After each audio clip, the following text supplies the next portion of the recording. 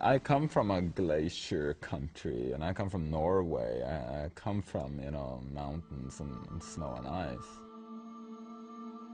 The mountains around the Tibetan Plateau hold more ice than any other place on the planet except the North and South Pole. Now, this ice is melting faster than any other ice on the planet. And the Tibetan Plateau is essentially the source point of all of Asia's major rivers. People downstream these rivers number in over 1 billion. I wanted to both look at the immediate effects up in the highlands, but also see, how does that connect with people living 500 miles downstream. I felt very much when I was among these people, Tibetan nomads, that in a way I was seeing the last chapter in their long story, essentially because the pasture lands are disappearing due to climate change. In cities like Delhi, India, you're already seeing desperate water shortages. These people, their day can start at 3:30 in the morning to get in line to wait for water.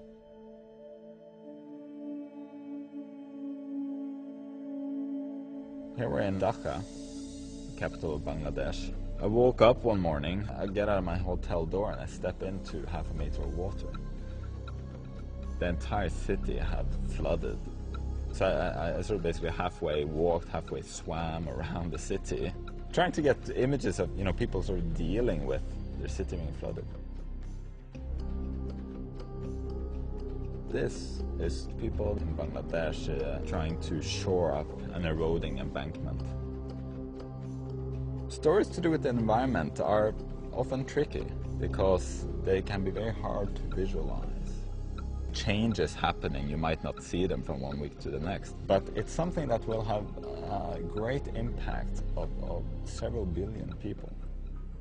So it's a great challenge, but nonetheless I think it's very important that we use photography to talk about these issues.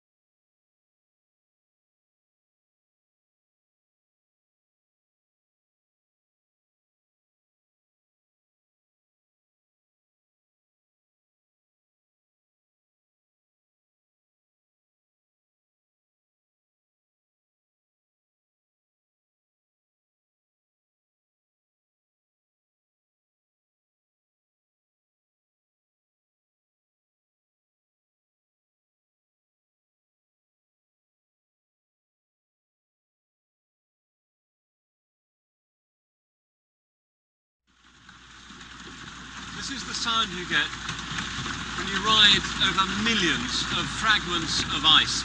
Some of the pieces look small enough to hold, others are the size of boulders, and some of them are, well, miniature icebergs. Now they've all broken off this glacier you can see behind me, flowing down between these great grey mountains. Where the ice reaches the sea, where there are crevasses, that's when the ice splits away and falls into the ocean. Now, scientists say that many of the glaciers here in Svalbard have been losing a lot of their volume in recent years. And one really dramatic indicator of what's happening here is this.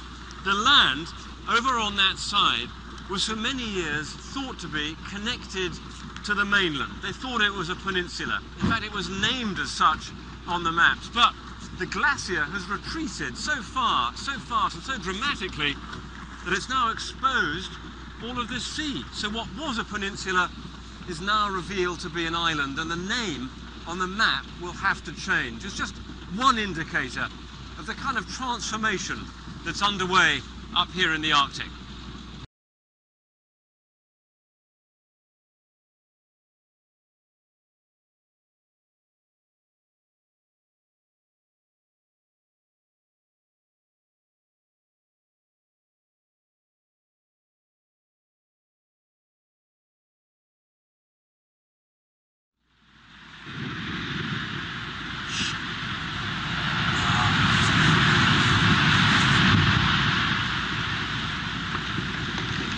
Now, this is as close as we can get to the front of the glacier here, because to get any closer would be dangerous. Just in the short time we've been here, we've seen a number of huge pieces of ice break away and crash into the ocean. Now, to understand how the changes in the Arctic could be affecting the natural world, scientists gather samples, including from the bottom of the ocean, and bring them here to this marine laboratory. Let me show you what they do. Over the past few months, scientists from half a dozen countries have been conducting a range of different experiments. In this lab, they're looking at the effect of change down on the ocean floor. They're trying to understand whether if one species like these crabs is adversely affected by the warming of the waters, whether there's a knock-on effect throughout the whole community. There's a great deal that's not known about the Arctic ecology. A key part of the research here is to investigate what's in the air, the greenhouse gases involved in climate change. And to do that, they've stuck a lab right on top of this mountain to get away from any possible sources of local pollution. Now, to get up there, there's this rather weird and wonderful contraption, a miniature cable car.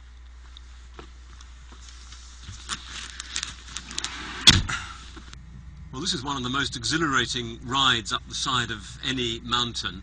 It's getting us to the top of Zeppelin Mountain, where the laboratory is installed. Here's the mast that's carrying the cable up there, and the view already is becoming stunning. The fjord down below, the glaciers in the distance, and now the cable car is just slightly slowing as we approach our destination.